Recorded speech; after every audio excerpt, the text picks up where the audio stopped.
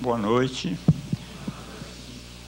Eu não preciso dizer que é um prazer muito especial estar com vocês aqui e com os companheiros aqui da mesa para falar sobre uma coisa que me interessa e tem me interessado a vida inteira, que é a arte e literatura. O assunto, quer dizer, o tema dessa conversa nossa é amplo demais, porque falar sobre arte contemporânea, arte brasileira e literatura, poesia e tal, é coisa demais. Quer dizer, eu vou tentar, tanto quanto possível, fazer uma síntese do meu pensamento a respeito dessas questões.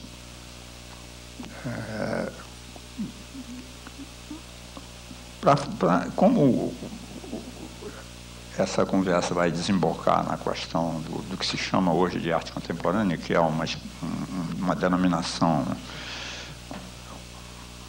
um pouco abusiva, né? Porque tudo que se faz hoje é contemporâneo, quer dizer, mas toda vanguarda é pretensiosa, então a ideia de que contemporâneo é aquilo, quer dizer, contemporâneo é o que é novidade, entre aspas. Eu me engajei no movimento da arte brasileira de maneira efetiva, e depois que eu vim para o Rio de Janeiro. Como todo mundo sabe, eu nasci em São Luís do Maranhão, e, embora desde garoto eu me interessasse por pintura, porque lá no Maranhão não tinha livro algum sobre isso, é muito pouca coisa, eu podia ler, me informar, então essa inquietação que tomou conta de mim, depois, a partir de um determinado momento, fez com que eu tivesse que largar São Luís e vir para o Rio, à procura de ter o que ler, o que ver, e conheci Mário Pedrosa, que, por coincidência, ele era amigo de uma amiga minha, maranhense, que morava no Rio, e que fez esse contato. Quando eu cheguei ao Rio, fui para a casa do Mário, e eu tinha lido uma tese dele, que ele tinha feito por Pedro II, que era da natureza afetiva da forma na obra de arte, era o título da tese. E eu li a tese e discordei de algumas coisas, só que eu era um garoto de 20 anos, e o Mário Pedrosa era o maior crítico de arte do país, né? Mas eu discordei de alguma coisa, né? E disse para a Lucy, e a Lucy disse a ele. Então, quando eu cheguei, que eu fui à casa dele, me levou, ele falou: como é que é direito o negócio? Você discordou? Mas o Mário era uma pessoa muito especial, era uma das pessoas mais generosas que eu conheci, um homem inteligente, sensível, é uma figura realmente a quem eu devo muito. Então, só essa maneira como ele reagiu à crítica que eu fiz à tese dele, já mostra quem ele era, né? Quer dizer, isso me ganhou também, né? E então eu passei a frequentar a casa dele, que também era uma coisa aberta a artistas e pessoas que... Então, o Mário é o cara que introduziu no Brasil a arte concreta. Quer dizer, basicamente, eu estou esquematizando um pouco, mas ele foi a principal figura, quem mais divulgava, quem mais trazia as ideias, à tona as ideias relacionadas com a arte concreta. Agora, uma coisa que não se percebe é o seguinte, é que a arte concreta, a reação que houve contra, tem uma razão de ser pelo seguinte, porque, veja bem, a arte moderna brasileira, que nasce em 22, no terreno das artes plásticas, ela é figurativa e nacionalista e regionalista. Quer dizer, aliás, é a novidade que a arte moderna brasileira tem com relação à Europa, é que a arte de vanguarda europeia, de onde nasceu a arte moderna brasileira de 22, a arte europeia era universalista. O cubismo, o expressionismo, o surrealismo não tem nada de nacional, compreende? E o movimento modernista brasileiro é nacional e regional. Tudo bem. Agora, quando o Mário Pedrosa introduz A arte concreta, que é uma arte geométrica, de linguagem geométrica, não tem cara de gente, não tem paisagem, não tem... É uma ruptura drástica com a tradição modernista. Isso nós estamos em 1950, 51. Então, o que o movimento moderno traz é uma ruptura radical com o passado, com o que era a arte moderna brasileira. Compreende? Então, isto vai determinar o que aconteceu a partir daí. Porque, ao romper com aquilo, você passa a ter como linguagem uma herança recente que vem da Europa e de um setor restrito do movimento moderno na Europa. Porque a arte moderna, a arte concreta, ela é, de fato, uma arte que se consolida na escola superior da forma, de Ulm, que era dirigida por Max Bill. É uma coisa muito restrita e muito específica. Tinha influenciado um grupo de artistas jovens em Buenos Aires, e é através de Buenos Aires que chega a Mário Pedrosa na revista Ver e Estimar, que era uma revista publicada por Jorge Romero Brest, que era o crítico de arte mais importante da Argentina na época. Então, essa linguagem, ela traz dentro dela uma coisa perigosa, porque ao romper com tudo que era a linguagem do passado, desculpa, eu vou ter que dizer umas coisas aqui, assim, explicar algumas coisas para eu poder me fazer entender, né? A pintura nasceu no Renascimento. Antes do Renascimento, o que havia era uma pintura bidimensional, os ícones religiosos. O espaço fictício, tridimensional, o espaço pictórico nasce com o Renascimento, com a perspectiva do Renascimento. Depois você tem o maneirismo, você tem o barroco. Então, a pintura nasce ali. É isso que nós chamamos arte pictórica, nasce ali. Com Da Vinci, com aquele grupo. E acaba, no final do século XIX, com Cézanne, que desintegra aquela linguagem. E o cubismo acaba com ela definitivamente. Então, veja bem, a arte que nasce a partir do cubismo, uma delas é a arte concreta, é a arte geométrica, que não tem mais nada a ver, é bidimensional, não tem espaço inventado, não tem nada, é geometria. Você está compreendendo? Não fala do passado, não fala... Porque a pintura surrealista fala de sonho, a pintura expressionista fala da paixão, geometria, sabe? Aí nós embarcamos naquela... De repente eu comecei a desconfiar daquilo. Comecei a achar pobre, sabe como é? Eu comecei a achar pouco. E o pessoal de São Paulo... Porque São Paulo tem uma tradição de ser moderno, né? Não é à toa que o modernismo nasceu lá, né?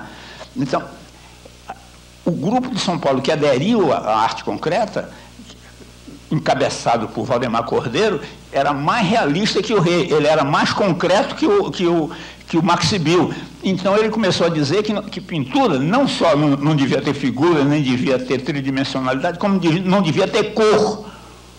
Eu falo, porque também fica tudo em branco logo, não tem nada. Então, esse radicalismo vai gerar a ruptura de que nasceu a arte neoconcreta. De modéstia à parte, o autor da ruptura sou eu. É claro que, baseado no que fazia Lígia, no que fazia Hélio de Sica, no que fazia Amílcar de Castro, nosso escultor, no que fazia Weissmann, mas o teórico era eu, o formulador, cheio de ideias, era eu. Então, eu percebi isso, que se tratava de uma coisa empobrecedora e que ia cada vez mais ficar mais pobre. Está compreendendo? Então, o movimento neoconcreto, sem que a gente soubesse, porque eu não pensava essas coisas que eu estou dizendo aqui, eu simplesmente não queria aquilo. E Lígia não queria aquilo. E o Hélio não queria, compreende? A gente não sabia direito por que não queria, mas é um empobrecimento não tem fantasia, não tem nada. Aí começou a nascer esse movimento contra o próprio Mário Pedrosa. O Mário Pedrosa estava no Japão, nós demos um golpe nele. Quando ele chegou, a arte concreta tinha acabado. No Rio de Janeiro. Entendeu? Só que ele, na generosidade que ele tinha e na amplitude que ele tinha, ele, no começo, ficou meio chateado. Em seguida, ele não só aderiu, como ele contribuiu para ampliar o movimento.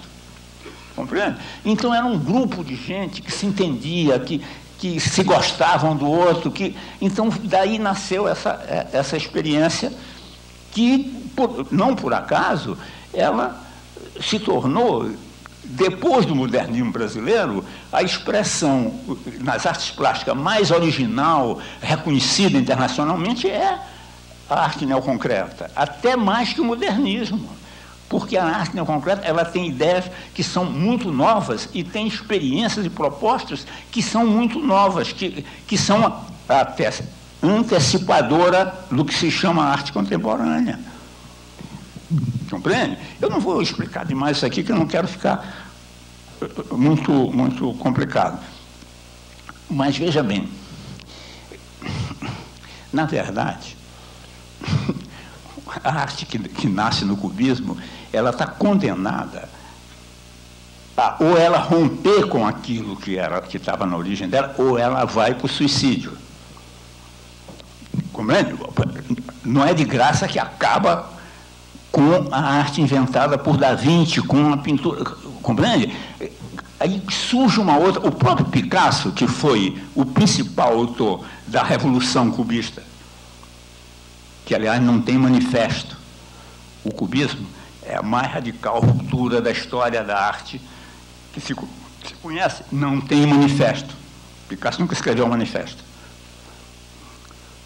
Tudo bem. Então, ele, alguns anos depois, falou: espera lá, liberdade total não pode, vale tudo não pode, tem que ter norma.